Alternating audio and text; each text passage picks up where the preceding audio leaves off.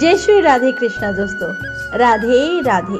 बड़ों को प्रणाम और छोटों को ढेर सारा प्यार। मैं हूँ आपकी पंडिताइन जी। दोस्तों, जैसे हमारे दादा दादी के समय में हर त्योहार और व्रत कथा सुनाने के लिए पंडिताइन जी होती थी, ठीक उसी तरह से मैं हूँ आपकी ऑफिशियल पंडिताइन जी। हमारे इस चैनल पर आपको मिलेगी हर व्रत त्योहार की कथा, पूजा विधि और विशेष उपाय। जैसे हर कथा के अंत में पंडित जी को दक्षिणा दी जाती है, वैसे ही आप भी दक्षिणा में मुझे थोड़ा सा प्यार और मेरी हर वीडियो को एक लाइक और शेयर कर दीजिएगा। अगर आप इस चैनल पर नए हैं तो इस चैनल को सब्सक्राइब जरूर कीजिएगा। आज की इस वीडियो में हम आपको बताएंगे कि षटतिला एकादशी कब है, इसका क्या महत्व है, इस दिन क्या करना चाहिए और किस चीज का दान करना चाहिए। माघ महीने की कृष्ण पक्ष की एकादशी को षटतिला एकादशी के नाम से जाना जाता है। षटतिला एकादशी पर तिल का 6 तरह से उपयोग करने का विधान है, इसीलिए इसे षटतिला कहा गया है। षटतिला एकादशी के दिन तिल से स्नान, तिल का उपटन लगाना, तिल से हवन, तिल से तर्पण, तिल का भोजन और तिलों का दान करने पर स्वर्ग की प्राप्ति होती है। जीवन में प्रगति के लिए, हर तरह की मनोकामना पूरा करने के लिए और विष्णु भगवान को प्रसन्न करने के लिए इस दिन नहाने के पानी में थोड़ा सा गंगा जल और कुछ तिल के दाने मिलाकर स्नान करें। इसके बाद साफ कपड़े पहनकर भगवान विष्णु की पूजा करें। इससे उनकी कृपा हमेशा बनी रहती है। वैवाहिक जीवन सुखमय और खुशहाल बनता है और इस व्रत की कथा सुनने एवं पढ़ने से मोक्ष की प्राप्ति होती है। इस व्रत को रखने से मनुष्यों को अपने बुरे पापों से मुक्ति मिलती है। इस व्रत को रखने से जीवन में सुख समृद्धि आती है। इस दिन तिल से भगवान विष्णु का पूजन करने पर नरक की प्राप्ति नहीं होती, स्वर्ण दान के बराबर पुण्य मिलता है। आइए जानते हैं कि षटतिला एकादशी 2024 में कब है, इसका पूजा मुहूर्त क्या है और एकादशी का महत्व क्या है। षटतिला एकादशी का व्रत 6 फरवरी 2024 मंगलवार को रखा जाएगा। इस उपवास को करने से जहां हमें शारीरिक पवित्रता और निरोगिता प्राप्त होती है, वहीं अन्न, तिल आदि दान करने से धन धान्य में बढ़ोतरी होती है। पंचांग के अनुसार माघ कृष्ण पक्ष की एकादशी 5 फरवरी 2024 को शाम 5:24 पर शुरू होगी और 6 फरवरी 2024 को शाम 4:07 पर खत्म होगी। षटतिला एकादशी की पूजा का मुहूर्त सुबह 9:51 से लेकर दोपहर 1:57 तक रहेगा। षटतिला एकादशी का व्रत का पारण 7 फरवरी 2024 को सुबह 7:06 से लेकर सुबह 9:18 तक किया जाएगा। पारण तिथि के दिन द्वादशी जो है दोपहर को 2:02 पर समाप्त हो जाएगी।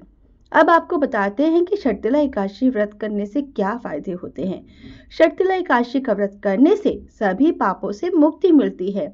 भगवान विष्णु की कृपा पाने से व्यक्ति को जीवन के अंत में वैकुंठ में स्थान प्राप्त होता है। षटतिला एकादशी के दिन पानी में तिल डालकर स्नान करने से सेहत अच्छी बनी रहती है।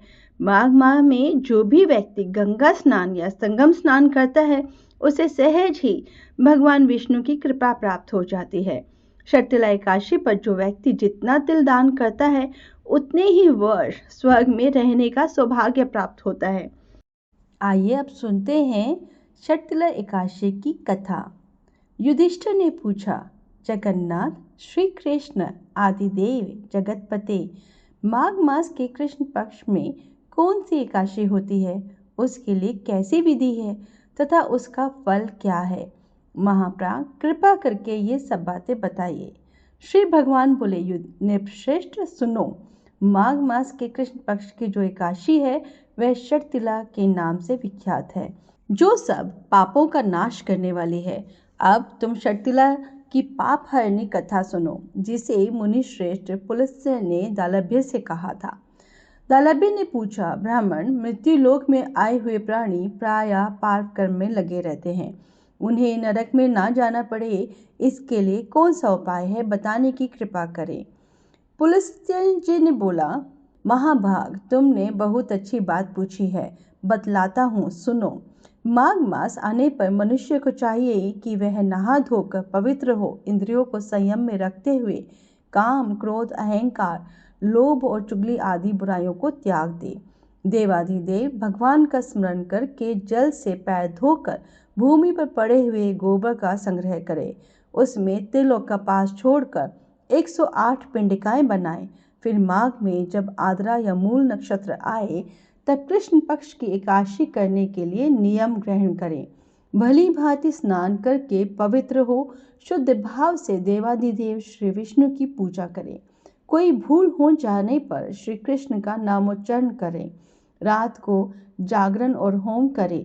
चंदन, अर्गजा, कपूर, नैवेद्य आदि सामग्री से शंख, चक्र और गदा धारण करने वाले देव देवेश्वर श्री हरि की पूजा करें।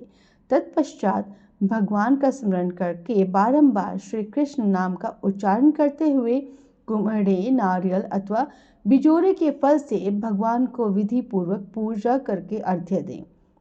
अन्य सब सामग्रियों के अभाव में 100 सुपारियों के द्वारा भी पूजन और अर्घ्य दान किए जा सकते हैं। अर्घ्य के मंत्र का अर्थ है, सच्चिदानंद स्वरूप श्री कृष्ण, आप बड़े दयालु हैं। हम आश्रयहीन जीवों के आप आश्रयदाता होइए। पुरुषोत्तम, हम संसार समुद्र में डूब रहे हैं, आप हम पर प्रसन्न होइए। कमल नयन, आपको नमस्कार है। विश्व भावन, आपको नमस्कार है। सुब्रह्मण्य महापुरुष, सबके पूर्वज, आपको नमस्कार है। जगतपते, आप लक्ष्मी जी के साथ मेरा दिया हुआ अर्घ्य स्वीकार करें। तत्पश्चात ब्राह्मण की पूजा करें, उसे जल का घड़ा दान करें, साथ ही छाता, जूता और वस्त्र भी दें। दान करते समय ऐसा कहें, इस दान के द्वारा भगवान श्री कृष्ण मुझ पर प्रसन्न हो। अपनी शक्ति के अनुसार श्रेष्ठ ब्राह्मण को काली गो दान करें। द्विजश्रेष्ठ विद्वान पुरुष को चाहिए कि वे तिल से भरा हुआ पात्र भी दान करें। उन तिलों के बोने पर उनसे जितनी शाखाएं पैदा हो सकती है उतने 1000 वर्षों तक वह स्वर्गलोक में प्रतिष्ठित होता है। तिल से स्नान करें, तिल का उपटन लगाएं, तिल से होम करें, तिल मिलाया हुआ जल पिएं, तिल का दान करें और तिल को भोजन के काम में लें। इस प्रकार 6 कामों में तिल का उपयोग करने से यह एकादशी षटतिला कहलाती है, जो सब पापों का नाश करने वाली है। युधिष्ठिर ने पूछा, भगवान, आपने माघ मास के कृष्ण पक्ष षटतिला एकादशी का वर्णन किया। आइए अब सुनते हैं षटतिला एकादशी की एक पौराणिक कथा। धार्मिक कथाओं के अनुसार प्राचीन काल में पृथ्वी पर एक विधवा ब्राह्मणी रहती थी। वह भगवान विष्णु के प्रति अटूट विश्वास और श्रद्धा रखती थी। भक्ति भाव से उनके सभी व्रत और पूजन किया करती थी, पर वह ब्राह्मणी कभी भी किसी को अन्न दान में नहीं दिया करती थी। एक दिन भगवान विष्णु उस ब्राह्मणी के कल्याण के लिए स्वयं उसके पास भिक्षा के लिए गए। तब उस ब्राह्मणी ने मिट्टी का एक पिंड उठाकर भगवान विष्णु के हाथों में रख दिया। उस पिंड को लेकर भगवान विष्णु अपने धाम वैकुंठ लौट आए। कुछ समय के बाद उस ब्राह्मणी की मृत्यु हो गई और वो वैकुंठ धाम पहुंची। वहां उस ब्राह्मणी को कुटिया और एक आम का पेड़ मिला। खाली कुटिया को देख वो ब्राह्मणी बहुत निराश हुई और भगवान विष्णु के पास जाकर पूछा कि प्रभु, मैंने तो पूरे जीवन आपकी पूजा अर्चना की। पृथ्वी पर मैं एक धर्मपरायण स्त्री थी, फिर क्यों मुझे ये खाली कुटिया क्यों मिली? भगवान विष्णु ने उस ब्राह्मणी को उत्तर दिया कि तुमने अपने जीवन में कभी भी अन्नदान नहीं किया था, इसलिए ही तुमको ये खाली कुटिया प्राप्त हुई है। तब उस ब्राह्मणी को अपनी गलती का एहसास हुआ और उसने उसका उपाय पूछा। भगवान विष्णु ने बताया कि जब देव कन्याएं आपसे मिलने आए हैं तो आप द्वार तभी खोलना जब वे षटतिला एकादशी के व्रत का विधान बताए। उस ब्राह्मण स्त्री ने वैसा ही किया और षटतिला एकादशी का व्रत रखा। इस व्रत के प्रभाव से उस ब्राह्मण स्त्री की कुटिया अन्न और धन से भर गई। इसलिए षटतिला एकादशी के दिन अन्न दान करने का बहुत महत्व माना जाता है। आइए अब जानते हैं कि षटतिला एकादशी पर पूजा कैसे करें। षटतिला एकादशी पर पूजा करने के लिए सबसे पहले ब्रह्म मुहूर्त में स्नान करने के बाद भगवान विष्णु की मूर्ति स्थापित करें। अगर आपके घर में पहले से ही भगवान विष्णु की प्रतिमा है तो उन्हें पुष्प, धूप आदि अर्पित करें। व्रत का संकल्प लें और दिन भर व्रत करने के साथ ही रात्रि में जागरण और हवन भी करें। इसके बाद द्वादश तिथि को प्रातःकाल उठकर स्नान करने के बाद विष्णु भगवान को भोग लगाएं, पंडितों को भोजन कराएं और उसके बाद स्वयं अन्न ग्रहण करें। क्या आप जानते हैं कि तिल पौधे से प्राप्त होने वाला एक बीज है। इसके अंदर तैलीय गुण पाए जाते हैं। तिल के बीज दो तरह के होते हैं, सफ़ेद और काले। पूजा के दीपक में या पितृ कार्य में तिल के तेल का प्रयोग ज़्यादा होता है। शनि की समस्याओं के निवारण के लिए भी काले तिलों का दान किया जाता है। शर्तिला एकादशी में तिल के प्रयोग को बहुत ही श्रेष्ठ माना गया है। इसमें 6 तरीकों से तिल का प्रयोग किया जाता है। शर्तिला एकादशी के दिन तिल का प्रयोग भोजन में भी करना चाहिए। आइए जानते हैं कि शर्तिला एकादशी के दिन आप तिल को किस तरह से प्रयोग में ला सकते हैं। आप तिल का स्नान कर सकते हैं, यानी कि जिस पानी में आप नहा रहे हैं उसमें थोड़े से आप तिल डाल लीजिए। आप तिल का उपटन भी लगा सकते हैं, यानी कि तिल को आप पीस लीजिए और उससे अपने शरीर पे उपटन की तरह से यूज़ कर सकते हैं। इस दिन आपको हवन करना चाहिए और हवन में तिल का भी आहुति होनी चाहिए। आप तिल का तर्पण करें, तिल का भोजन बनाएं। तिल के भोजन में आप तिल के लड्डू रख सकते हैं। ध्यान रखिए कि एकादशी के दिन अन्न नहीं ग्रहण किया जाता है, तो आप तिल के लड्डू, तिल की पट्टी, इस तरह से कोई भी चीज़ आप खा सकते हैं। इस दिन आपको जितना हो सके तिल का दान करना चाहिए। आइए अब जानते हैं कि कैसे रखें शर्तिला एकादशी का व्रत। शर्तिला एकादशी का व्रत 2 प्रकार से रखा जा सकता है, निर्जल व्रत और फलाहारी या जलीय व्रत। निर्जल व्रत पूर्ण रूप से स्वस्थ व्यक्ति को ही रखना चाहिए। सामान्य लोगों को फलाहारी या जलीय उपवास रखना चाहिए। इस व्रत में तिल स्नान, तिल युक्त उपटन लगाना चाहिए, तिल युक्त जल और तिल युक्त आहार को ग्रहण करना चाहिए। शर्तिला एकादशी के दिन अगर आप घर की सुख समृद्धि के लिए कुछ उपाय भी कर सकते हैं। शर्तिला एकादशी के दौरान अगर आप कुछ विशेष उपाय करते हैं तो इससे घर में सुख, शांति और समृद्धि बनी रहती है।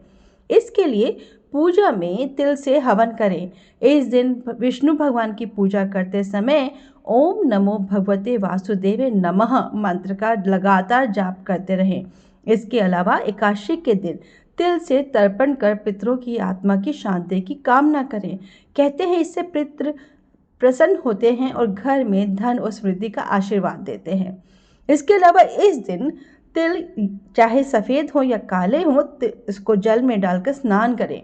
मान्यता के अनुसार ऐसा करने से साधक को आरोग्य की प्राप्ति होती है। सनातन धर्म में एकादशी के दिन दान करने का विशेष महत्व है। शर्तिला एकादशी के दिन श्रद्धा अनुसार गरीबों को तिल का दान करें। इस उपाय को करने से और दुख और दुर्भाग्य से छुटकारा मिलता है। काले तिल का दान करने से भगवान शनि देव की कृपा प्राप्त होती है। शर्तिला एकादशी के अवसर पर तिल से हवन करने से घर में से नकारात्मक ऊर्जा खत्म हो जाती है। हवन में तिल की आहुति देने से घर में सुख और शांति का आगमन होता है। आशा करती हूँ कि आपको ये वीडियो पसंद आया होगा। अगर आपको ये वीडियो पसंद आया तो आप प्लीज़ इसे लाइक और शेयर अवश्य कीजिए, ताकि हमारे सनातन धर्म के बारे में जो जानकारी आपको इस वीडियो में मिली है वो और भी लोगों को मिले। अगर आप चैनल पर नए हैं तो इस चैनल को सब्सक्राइब अवश्य कीजिएगा। ओम नमो नारायणा, ओम नमो नारायणा, ओम नमो नारायणा।